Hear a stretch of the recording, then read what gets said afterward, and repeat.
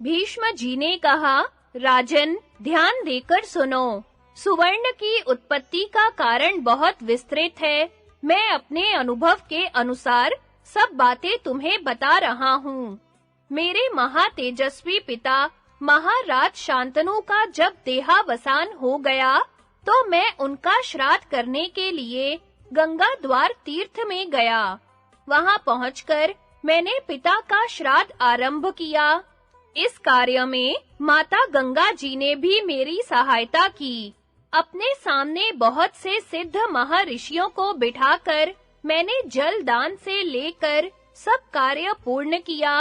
एकाग्र चित्त होकर शास्त्रोक्त विधि से पिंड दान के पहले का सारा कार्य जब समाप्त कर लिया, तो विधिवत पिंड दान देना आरंभ किया।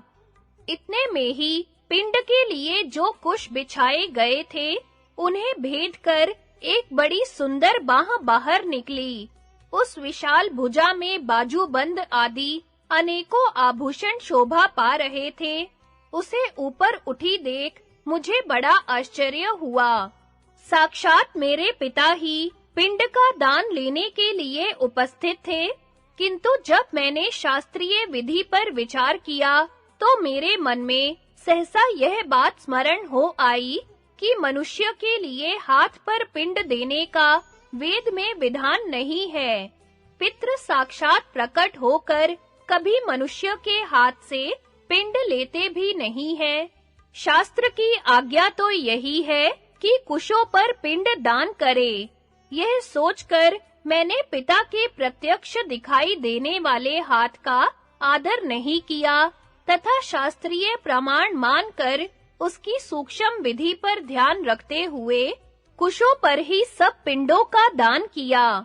इस प्रकार जब शास्त्र की पद्धति से पिंड दान कर दिया, तो मेरे पिता की वह बाह अदृश्य हो गई। तदनंतर पितरों ने मुझे स्वप्न में दर्शन दिया और बड़े प्रसन्न होकर बोले, बेटा, हम तुम्हारे शास्त्रीय ज्ञान से बहुत प्रसन्न हैं, क्योंकि उसके कारण तुम मोहवश धर्म से भ्रष्ट नहीं हुए।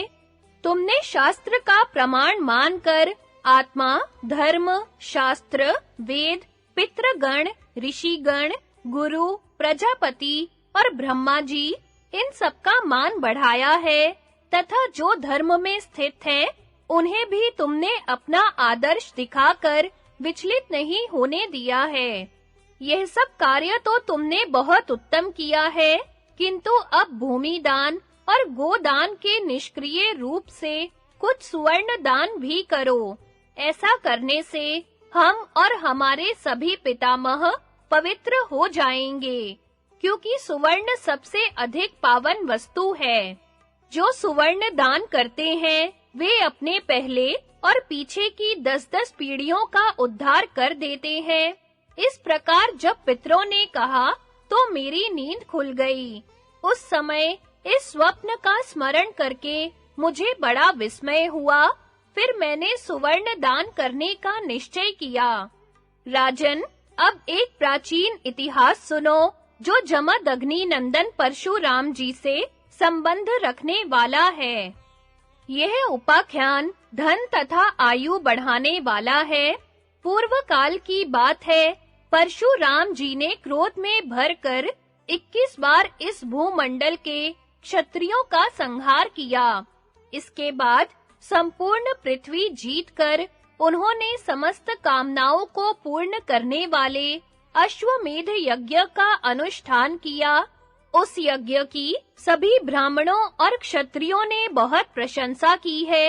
यद्यपि अश्वमेध यज्ञ सब प्राणियों को पवित्र करने वाला तथा तेज और कांति को बढ़ाने वाला है, तो भी तेजस्वी परशुराम जी उसके फल से अपने को पाप मुक्त न कर सके। इससे उन्होंने अपने को बहुत तुच्छ समझा और प्रचुर दक्षिणा से संपन्न उस महान यज्ञ का अनुष्ठान पूर्ण करके अनेकों शास्त्रज्ञ ऋषियों और देवताओं के पास जाकर पूछा, महानुभावों, कठोर कर्म करने वाले मनुष्यों को पवित्र करने के लिए जो सर्वोत्तम साधन हो, वह मुझे बताने की कृपा कीजिए। परशुराम जी ने जब दया से द्रवित होकर इस प्रकार प्रश्न किया, तो वेद शास्त्र के जानने वाले महर्षियों ने कहा, राम, तुम वेदों के प्रमाण पर विचार करके ब्राह्मणों का सत्कार करो और उन ब्रह्म ऋषियों से ही अपने को पवित्र करने वाला साधन पूछो। वे जो कुछ बतावें, उसी का प्रसन्नता पूर्वक पालन करो। तब महातेजस्वी परशुराम जी ने वशिष्ठ, नारद, अगस्त्य और कश्यप जी के पास जाकर पूछा, विप्रवरो, मैं पवित्र होना चाहता हूँ, बताइए किस उपाय से पवित्र हो सकता हूँ? इसके लिए मैं किस कर्म का अनुष्ठान करूँ अथवा कौन सा दान दूँ? यदि आप लोग मुझ पर कृपा करना चाहते हो, तो बतलाइए मुझे पवित्र करने वाला साधन क्या है? ऋषियों ने कहा, भृगुनंदन, हमने सुना है कि पाप करने वाला मनुष्य पृथ्वी, गायें और धन दान करने से पवित्र हो जाता है। इसके सिवा एक और दान सुनो जो सबसे बढ़कर पावन है। वह है सुवर्ण का दान। सुवर्ण का आकार बड़ा दिव्य और अद्भुत होता है। उसकी उत्पत्ति अग्नि से हुई है। सुना जाता है पूर्व काल में अग्नि ने संपूर्ण लोकों को भस्म करके अपने वीर्य से सुवर्ण को उत्पन्न किया था। उसी का दान करने से तुम्हारा मनोरथ सिद्ध होगा। सारे जगत का मंथन करके जो तेज की राशि प्रकट हुई है, वही सुवर्ण है। अतः यह सब रत्नों में उत्तम है। इसीलिए देवता, गंधर्व, नाग, राक्षस, मनुष्य और पिशाच ये सब प्रयत्न पूर्वक सुवर्ण धारण करते हैं। जगत में जितनी पवित्र वस्तुएं हैं, सुवर्ण उन सबसे अधिक पवित्र माना गया है। वह भूमि, गौ तथा संपूर्ण रत्नों से भी उत्तम है।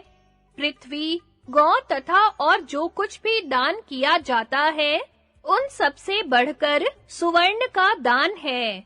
सुवर्ण अक्षय तथा पावन द्रव्य है। तुम उत्तम ब्राह्मणों को सुवर्ण का ही दान करो। यही पवित्रता का उत्तम साधन है। सब प्रकार की दक्षिणाओं में सुवर्ण देने का विधान है। जो सुवर्ण का दान करते हैं, वे सब कुछ दान करने वाले माने जाते हैं। सुवर्ण देने वाले मानो देवता का दान करते हैं, क्योंकि अग्नि संपूर्ण देवताओं के स्वरूप है और सुवर्ण अग्निमय है। अतः जिसने सुवर्ण का दान किया, उसने संपूर्ण देवताओं का ही दान कर दिया। इसीलिए विद्वान पुरुष स्वर्ण दान से बढ़कर और कोई दान नहीं मानते। सुवर्ण दाता जब परम गति को प्राप्त होता है, उस समय उसे ज्योतिर्मय लोक मिलते हैं तथा स्वर्ग लोक में उसका कुबेर के पद पर अभिषेक किया जाता है। जो सूर्योदय के समय विधि पूर्वक मंत्र पढ़कर सुवर्ण का दान करता है, वह अपने पाप और दुस्वप्न को नष्ट कर डालता है। जो मध्याह्न काल में सोना दान करता है, उसके भविष्य के पापों का नाश हो जाता है।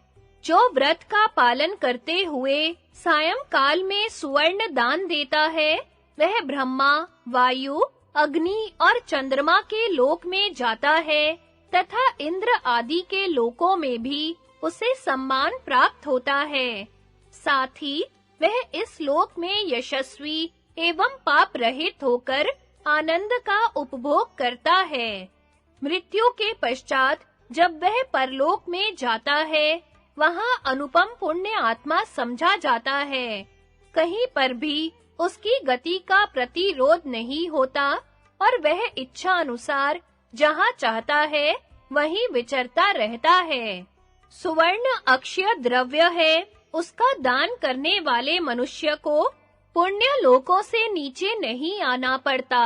संसार में उसके महान यश का विस्तार होता है तथा वह अनेकों समृद्धिशाली लोकों को प्राप्त करता है। जो मनुष्य सूर्योदय के समय आग जलाकर किसी व्रत के उद्देश्य से सुवर्ण दान करता है, उसकी संपूर्ण कामनाएं पूर्ण होती हैं। परशुराम जी, इस प्रकार तुम्हें सुवर्ण दान से होने वाले लाभ बतलाए गए, अतः अब तुम ब्राह्मणों को सुवर्ण दान करो। भीष्म जी कहते हैं, प्रतापी परशुराम जी ने वशिष्ठ आदि मुनियों के इस प्रकार कहने पर ब्राह्मणों को सुवर्ण का दान दिया। इससे वे सब पापों से छुटकारा पा गए। युधिष्ठिर, सुवर्ण की उत्पत्ति और उसके दान का महात्म्य सब तुमको सुना दिया। अब तुम भी ब्राह्मणों को बहुत सा सोना दान करो, इससे तुम्हें पापों से छुटकारा मिल जाएगा।